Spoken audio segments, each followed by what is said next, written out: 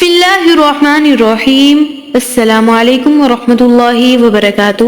امید کرتی ہوں کہ آپ سب اللہ رب العزت کے فضل و کرم سے خیریت سے ہوں گے۔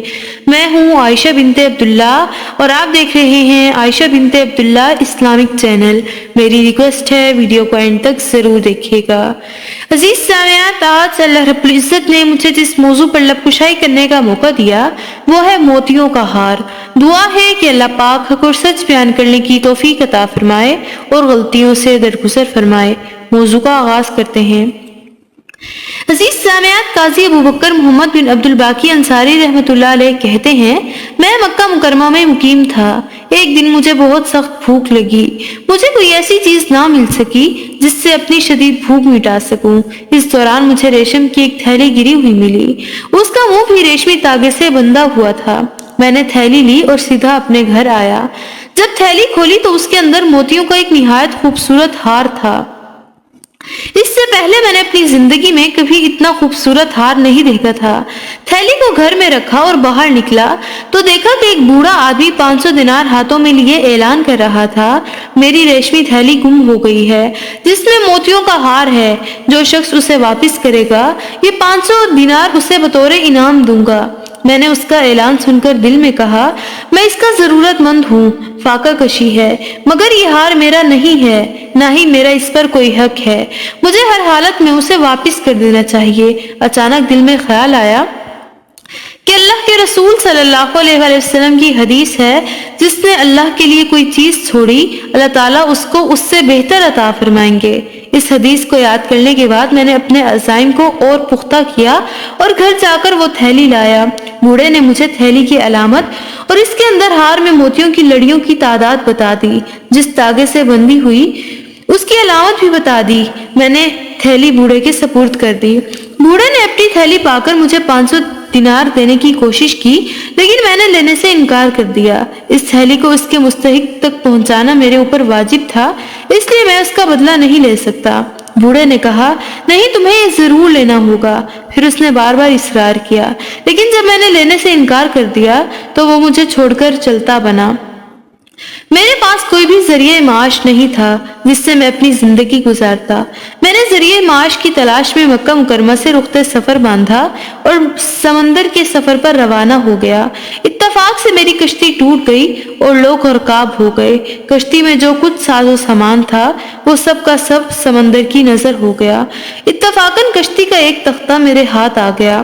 میں اس پر بیٹھ گیا۔ نہ جانے کب تک سمندر کے تھپیڑوں سے دوچار ہوتا رہا۔ مجھے کچھ بھی معلوم نہ تھا کہ میں کہاں جا رہا ہوں اور میری منزل کدھر ہے۔ سمندر کے تھپیڑوں نے مجھے ایک ایسے جزیرے پر لا ڈالا جہاں کچھ لوگ آباد تھے۔ میں جزیرے کے اندر داخل ہوا اور وہاں ایک مسجد میں جا کر پناہ گزین ہو گیا۔ میں مسجد میں بیٹھ کر قرآن کریم کی تلاوت کر رہا تھا۔ جزیرے کے لوگوں نے میری قرات سنی تو بڑے خوش ہوئے، میرے پاس اکٹھے ہو گئے اور کہنے لگے، ہمیں اور ہمارے بچوں کو بھی قرآن پڑھنا سکھاؤ۔ چنانچہ میں ان لوگوں کو قرآن کی تعلیم دینے لگا۔ انہوں نے میری کافی خاطر مدارت کی۔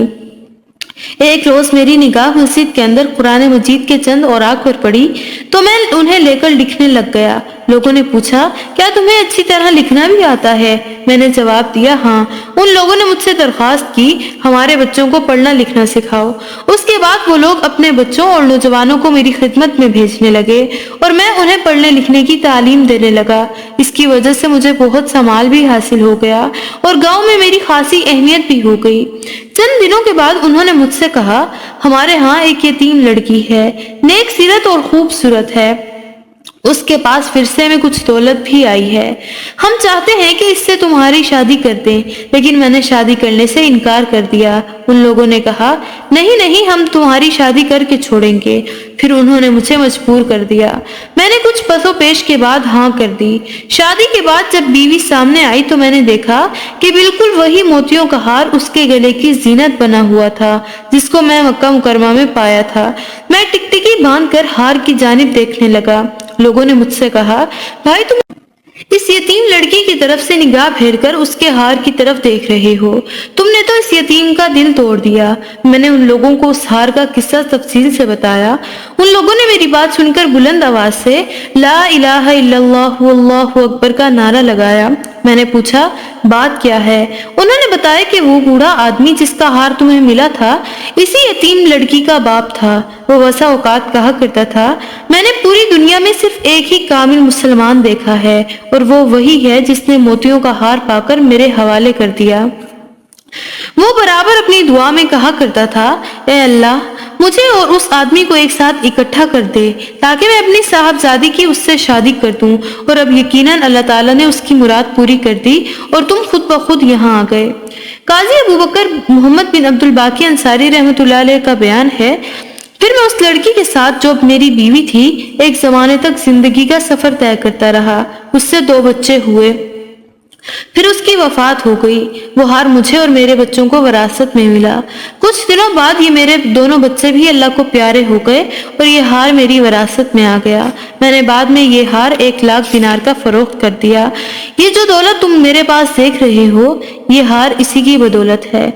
دعا ہے کہ اللہ تعالیٰ قاضی ابوبکر محمد بن عبد الباقی انصاری رحمۃ اللہ علیہ جیسا ایمان اور یقین عطا فرمائے اور ہم سے راضی ہو جائے۔ ویڈیو اچھی لگی ہو تو دعاؤں میں ضرور یاد رکھیے گا۔ لائک، شیئر اینڈ سبسکرائب کرنا مت بھولیے گا اور بیل آئیکن کو ضرور پریس کر دیجیے گا۔ السلام علیکم ورحمۃ اللہ وبرکاتہ۔